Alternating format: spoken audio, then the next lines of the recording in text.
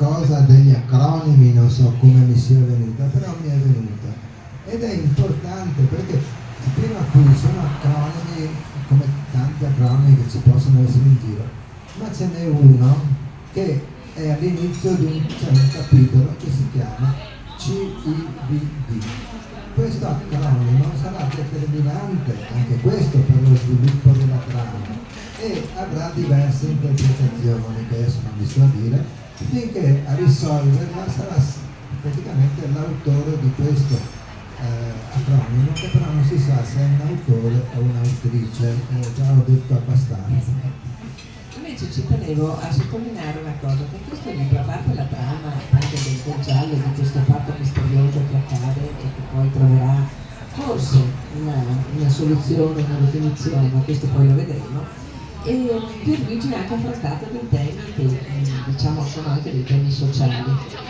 Perché? Perché parla, la figlia diciamo della famiglia Campantini, questa Adelaide, è una ragazzina che non potrà, o meglio, non avrebbe potuto o dovuto seguire le sue aspirazioni in quanto femmina.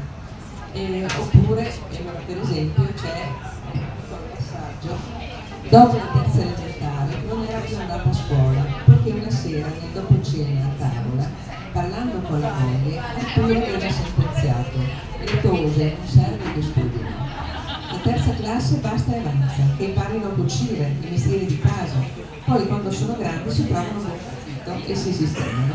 I fiori invece sì, devono impegnarsi, prendere un diploma e se si laureano meglio ancora. Adelaide, dalla porta aperta della cameretta, aveva udito quelle parole, ma non le aveva condivise e neppure un poco apprezzate. Questo è il primo punto che mi ha colpito decisamente, perché non stiamo parlando dell'Ottocento e queste sono cose che succedevano nel secolo scorso e che purtroppo succedono anche adesso. Ecco, allora, la moglie Anita, anche lei per conto suo, è una donna abbastanza emancipata, una donna che lavora, eccetera. E già a quel tempo una donna che lavorava era rara. E fa la sarta, è una sartoria anche lei.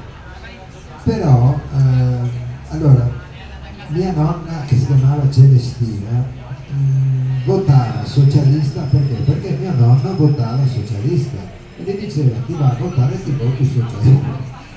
Ma tante altre decisioni a casa le prendeva l'uomo, e la donna, anche se non era d'accordo, si adeguava anche per il quinto vivere, oppure perché riteneva giusto, siamo negli anni